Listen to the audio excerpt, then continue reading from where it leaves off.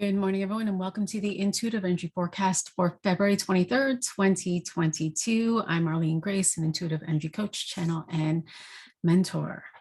So as I feel into today's energy, it feels as though there's this opportunity to come into deeper stability, come into a deeper understanding of self, our needs, our values, to create more stability, more a feeling of safety, and an ability to come into flow and ease. And who doesn't want that, right? And so we've got this energy of the Two of Diamonds and the Four. And the Four is that of stability. When I think of the Four, many people think of it as four walls, but I see it as really four steady poles, four steady, structures that allow for the support and the feeling of safety, but the ability to allow for flow, the ability to allow for change, the ability to allow for growth and expansion, right? Because we're always growing, and we're always growing because life is always changing. And so it's important to come into this place of assessing your own foundation. Has it changed? And am I willing to do a bit of the work to come into the awareness of patterns and belief systems? Perhaps there may be limitations. And all of this may be rising up based on what it is that you desire, what it is that you are intending upon, right? What it is that you want to experience in life, whether that's a deeper relationship, whether that's, connection with your children, or connection with your clients in a different way. Perhaps it's, I want to show up on social media in a different way, whatever those intentions are. And the Two of Diamonds today is really speaking to, well, what do you see in the mirror, and how are you expressing yourself, and how are you seeing others? And so the vision that comes is this seed, a rose seed, and it's planted into the ground, and it's of course covered with soil, this beautiful nutrient soil, and it's watered, and it's outside, and there's these conditions that are happening. It's daytime, and so the sun comes by, and it's there, and it's shining light, and it's warming the soil, and there's breeze, and there's all of these things, there's rain, and all of these things are happening to create this rose, the seed, to change, right? And so now it breaks open, and it starts to, root, and it starts to grow, and it shoots, and suddenly it's shooting through the earth, and it's now growing. And again, the same conditions, night and day, sun, rain, heat, coolness, all of these beautiful conditions are changing so that this can now continue to grow and change, leaves, blooms, all of that. And yet a rose is a rose is a rose. The seed is the same as the shoot, which is the same as the rose, which is the same as the bush. That, there may be conditions where it begins to die, but it's still the same. It's still a rose. And looking at how we value it, looking at how the rose is that of, like, it's a symbolism. It's the symbol of love, right? We give it to others as a symbol of love. And the energy inherent within a rose is that of love. And so imagine you, right? Whatever your name is, right? Jenny is a Jenny, is a Jenny, is a Jenny, is a Jenny. Arlene is an Arlene, is Arlene, is Arlene, is Arlene, right?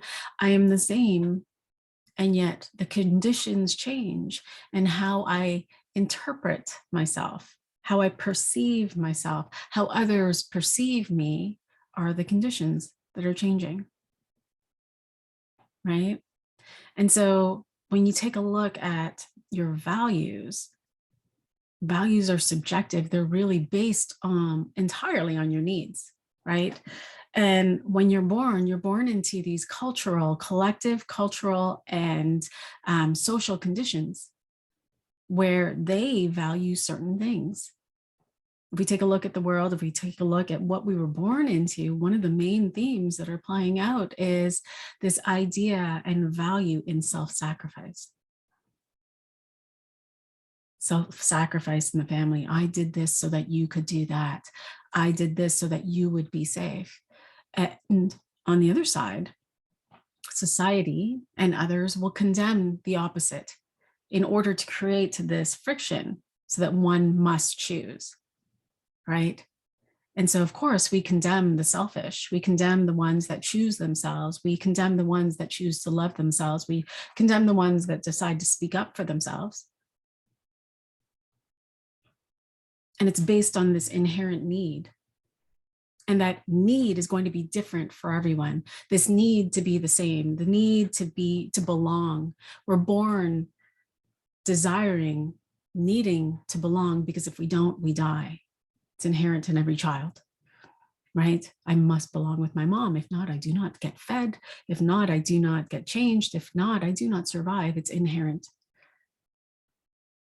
And of course, as children, we will adopt those same values. We will adopt those same needs in order to fit in order to be part of the tribe, right?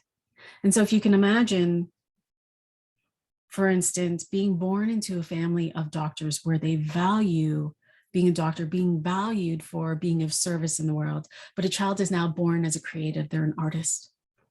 They love to paint, they love to draw, they love to express themselves with color. Where is their own sense of value? Where is their sense of how are they feeling in that? How does the family feel about them? Or being born into a highly religious family, indoctrined into their family, where a child is now born with different beliefs about sexuality, different beliefs about how we live. What does the child do?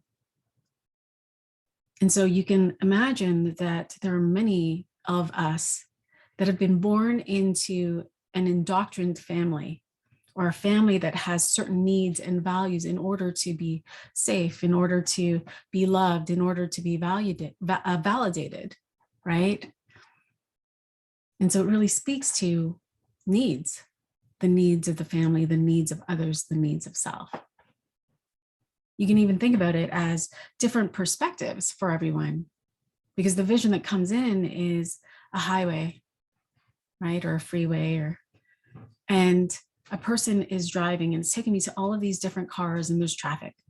And so you've got this one person that's driving down that fast lane and he values time. He values expediency. And so as he's driving, he's a little bit pissed off because his needs aren't being met. He's not on time because there's all of this traffic.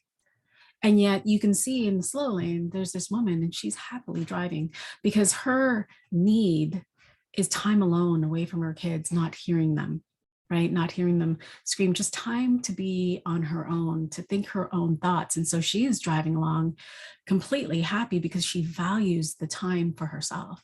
And that is in the car, right? And then of course there's this trip up. And so now there's this car accident. And it's because this other teenager was driving fast on the highway to get to where he wanted to get. And so now the mom of that teenager is feeling this sense of betrayed, right? Betrayal. How could my son not know that I need him to be safe, that I need him to get to the places he needs to get to, but look at what he's done. And of course, the father who values, money, right?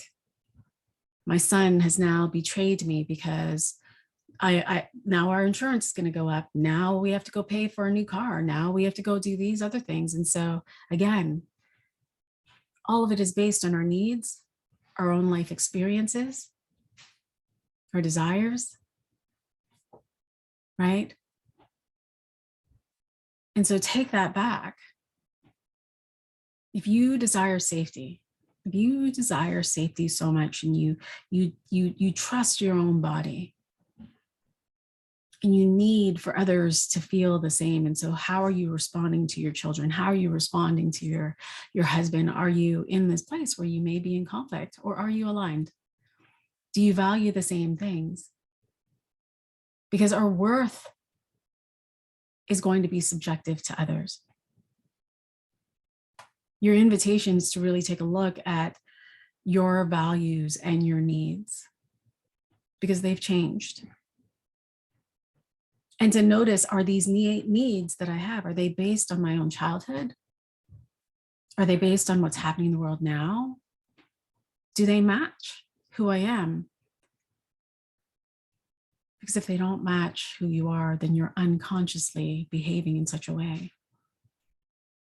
It takes me back to, a relationship I had in the past where I had this unconscious need to feel safe, and I wasn't receiving the attention, right? I wasn't receiving the attention that I desired. I wasn't receiving the connection that I desired. And so I was telling a story. Doesn't he understand that I need to feel safe? I need to hear from him, text, message, how are you? This, that, the other. But there was this unconscious need that he didn't value my sense of safety, right? And when that came up into the awareness, into my own awareness, it was like, oh, he's just doing his own thing and I'm doing my own thing. We're good. We'll connect later, right? Because I realized the pattern. And so this is a beautiful opportunity, especially with yesterday's energy of this 2222222 portal that allowed for us to discover our own portal, or our own patterns. And the portal isn't this beam of light that's going to shine through you. It's this portal within your own mind to shift. And so look at your needs and your values, assess them. And then if you want to go deeper, I'm going to invite you to look at the needs of your parents, their values, and assess them and see if those match, right?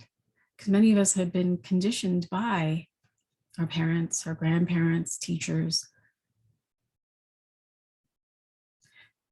And to really look at, can I bring this back to me? Because if it's subjective for you, it's going to be subjective for them. Meaning that someone is going to mirror back something that's valuable because they need it, right? If they value art and you are an artist, of course, they're going to value you because they love that. It's a focus for them. It's important for them. But this is a beautiful opportunity for you to come back in to realize that it's our skills and our talents and our gifts and how we value them, not based on who outside of us values them. And to understand that, because true human worth always comes back to you. It isn't going out to those who need you, and vice versa. Yeah. So that is your invitation today. Your invitation is to really look at how you define value, how you define worth, to realize that it's based on your own needs, and to assess them and bring them into focus. Pick 5. What are the 5 things that you want to focus on? And as these needs rise up, to notice, are you triggered in your experience? Are you triggered because you're not getting your needs met? Have you expressed them?